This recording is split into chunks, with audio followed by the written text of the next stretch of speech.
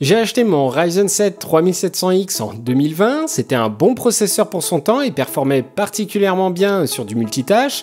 En jeu, c'était pas le meilleur, mais il n'était pas mauvais pour autant. Mais aujourd'hui, 5 ans après, est-ce qu'il est toujours à la hauteur? Pour répondre à cette question, j'ai fait des benchmarks pour le comparer avec le Ryzen 7 9700X, qui est son remplaçant actuel. Mais surtout, je vais tester les deux processeurs avec deux cartes graphiques. Une RTX 3070 qui, elle aussi, date de 2020. Une RTX 5070 Ti qui est sortie cette année pour voir comment les processeurs se comportent et quelles performances on peut en attendre. À la sortie des AMD Ryzen 3000, la communauté tech était particulièrement emballée parce que c'était un peu le début du retour d'AMD dans le gaming, même si pour moi c'est surtout les Ryzen 5000 qui ont enfoncé le clou, mais à l'époque c'était Intel qui dominait le marché gaming avec leur Intel Core. AMD performait particulièrement bien pour la productivité multitâche avec en prime un positionnement tarifaire très intéressant, mais la partie gaming était toujours un petit peu en retrait. Et avec cette nouvelle architecture Zen 2, Intel commençait déjà à avoir des sueurs froides parce que AMD les attaquait sur les deux fronts, la productivité et le gaming. Alors pourquoi retester un processeur qui a plus de 5 ans maintenant? Bien déjà parce qu'il y a encore pas mal de personnes qui utilisent cette série de processeurs AMD et aussi parce que j'ai régulièrement la question qu'est-ce que j'upgrade en premier? Mon processeur ou ma carte graphique? Ça vient souvent de personnes avec du matos qui date de 5 ans voire plus, et du coup ça sera l'occasion de répondre à cette question. En tout cas on va essayer, ça dépendra des résultats des benchmarks bien sûr. Pour les configs de mes deux PC, le premier est équipé d'un Ryzen 7 3700X, 32 Go de RAM en DDR4 3200 MHz CL16 et d'un SSD NVMe Crucial P2 d'1 Teraoctet. Le BIOS de ma carte mère a bien entendu été mis à jour et le PC tourne sur Windows 11. Le second PC, c'est mon PC principal, il est équipé d'un Ryzen 7 9700X de 32 Go de RAM en DDR5 6000 MHz CL36 et d'un SSD NVMe Crucial P2 d'1 Teraoctet aussi. Le BIOS est à jour et le PC tourne aussi sur Windows 11. Au niveau des cartes graphiques, j'ai testé pour deux jeux avec ma RTX 3070 et 5070 Ti et le reste des jeux avec uniquement la RTX 5070 Ti histoire de voir s'il y a du CPU bottleneck. D'ailleurs, pour ceux qui ne savent pas ce que c'est que le CPU bottleneck ou goulot d'étranglement du processeur, c'est tout simplement le fait que le processeur limite votre carte graphique parce qu'il n'arrive pas à traiter les informations du jeu suffisamment rapidement comparé à votre carte graphique, ce qui fait que votre carte graphique sera sous-exploitée. Si vous n'êtes pas sûr d'avoir tout compris, pas d'inquiétude, vous allez mieux comprendre le phénomène avec les benchmarks. Pour les benchmarks, j'ai testé les jeux sur 3 résolutions différentes, 1080p, 1440p et 4K. Et pour tous les jeux, j'ai mis les réglages en élevé et non en ultra pour stresser le plus possible le CPU dans un scénario relativement réaliste. Évidemment, avec les réglages en low, le CPU aurait été encore plus stressé, mais en général, on ne joue pas en low, mais plutôt en élevé, voire en ultra. Alors évidemment, c'est en 1080p que le CPU sera le plus challengé, mais je voulais aussi inclure d'autres résolutions pour voir à partir de quand le processeur n'est plus limitant. J'indiquerai pour chaque slide si le DLSS est activé. Par contre, je n'ai pas activé le ray tracing ni la frame generation dans mes tests pour avoir un résultat le plus brut possible. Au passage, je vous mettrai aussi pour chaque benchmark le pourcentage d'utilisation du processeur et de la carte graphique. Pour bien lire ces informations, il faut comprendre que tous les jeux n'utilisent pas tous les cœurs du processeur. Du coup, avoir une utilisation du CPU de 60% et une utilisation du GPU de 70% ne veut pas dire que vous avez un problème, juste que le jeu n'exploite pas tout le processeur, ce qui a des répercussions sur l'utilisation du GPU aussi. Ce qu'il faut comprendre ici, c'est que ça peut vous permettre d'augmenter la qualité graphique sans perdre nécessairement en performance. Alors évidemment, c'est pas garanti parce que ça dépendra si le paramètre graphique impacte ou non le CPU aussi. Bref, le sujet est très complexe et ce serait trop long de tout expliquer dans cette vidéo.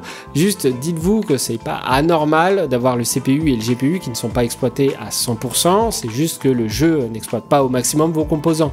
Allez, assez parlé, passons au benchmark. Et on commence avec Path of Exile 2 que j'ai testé avec la RTX 3070 et la RTX 5070 Ti. En 1080p, on peut voir que la RTX 3070 est exploitée à son plein potentiel, même avec le Ryzen 7 3700X, puisqu'on n'observe aucune différence de performance avec le 9700X qui affiche 116 fps. Par contre, pour la RTX 5070 Ti, on a du bottleneck, puisqu'avec le 3700X, on a 120 fps et avec le 9700X, on arrive à 157 fps. Même constat en 1440p avec la RTX 3070, elle est aussi exploitée au maximum avec 80 fps, peu importe le processeur. Pour la RTX 5070, l'écart se resserre puisqu'on a 113 fps avec le 3700X contre 125 fps avec le 9700X. Pour finir, en 4K, aucune différence de performance entre les deux processeurs.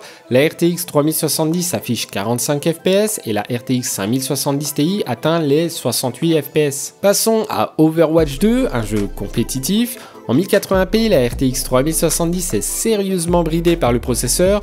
On a 223 fps avec le Ryzen 7 3700X contre 429 fps avec le 9700X. L'écart est énorme avec plus de 92% de performance en plus avec le dernier processeur Ryzen 7. Avec la RTX 5070 Ti, sans surprise, même constat, on a 230 fps avec le 3700X contre 469 fps avec le 9700X. En 1440p, l'écart commence à se resserrer entre les processeurs pour la RTX 3070. On a 219 fps avec le 3700X et 260 fps avec le 9700X, soit un écart de 19%. Pour la RTX 5070 Ti, par contre, l'écart reste énorme.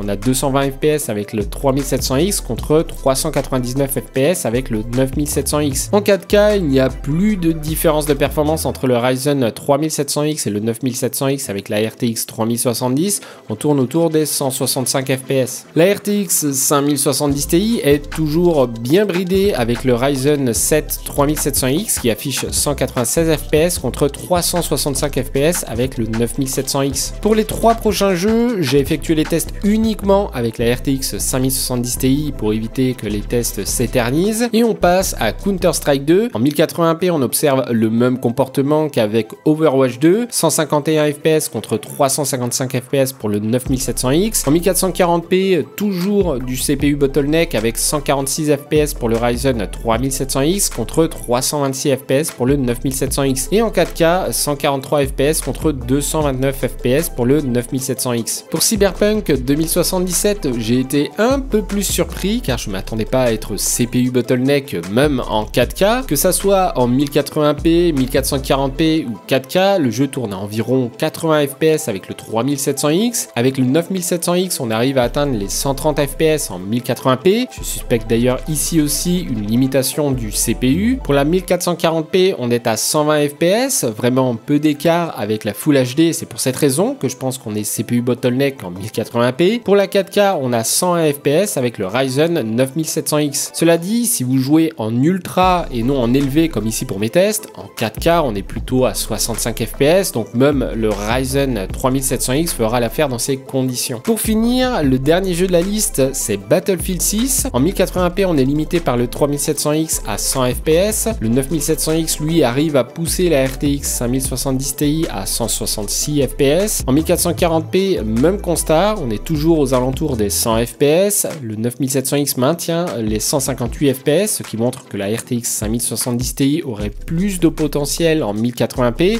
C'est ce qu'on vérifie avec le taux d'utilisation du GPU. Et pour finir, en 4K, pas de surprise pour le 3700X qui stagne à 96 fps. Le 9700X lui décroche les 115 fps et exploite quasiment entièrement la RTX 5070 Ti avec un taux d'utilisation à 99%. En conclusion, même la RTX 3070 peut être bottleneck avec le Ryzen 7 3700X sur certains jeux. Et donc pour répondre à la question qui est est-ce que j'upgrade mon CPU ou mon GPU en premier, la réponse est ça dépend. Je sais, c'est pas le genre de réponse qu'on veut entendre, mais rassurez-vous, je ne vais pas vous laisser sur ça. Alors pour moi, il y a deux facteurs à prendre en compte. D'un côté, la résolution et de l'autre, vos jeux. On commence avec la résolution. Si vous jouez en 1080p, commencez par upgrade votre processeur. En quasi la majorité des jeux, vous avez une chance de gagner un petit boost d'FPS. Si vous jouez en 1440p ou en 4K, upgradez votre carte graphique. Parlons maintenant des jeux, et si vous jouez qu'à des jeux compétitifs, alors upgradez votre processeur en premier.